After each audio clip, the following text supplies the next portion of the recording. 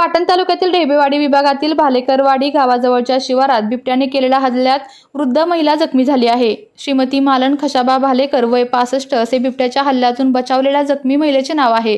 ढेबेवाडी येथील ग्रामीण रुग्णालयात त्यांच्यावर उपचार सुरू असून शिवारातून जनावरांना चारा आणण्यासाठी त्या गेलेल्या असताना घडलेल्या या घटनेने भीतीचे वातावरण आहे।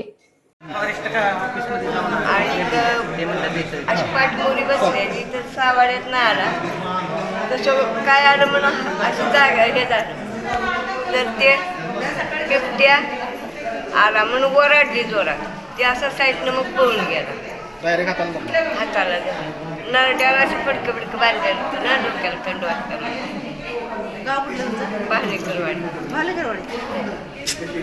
आपल्या तालुक्यातील जिल्ह्यातील बातम्या सर्वप्रथम पाहण्यासाठी आजच सातारा न्यूजला YouTube चॅनलवर सबस्क्राईब करा, लाईक करा, शेअर करा आणि बेल आयकॉन प्रेस करायला विसरू नका।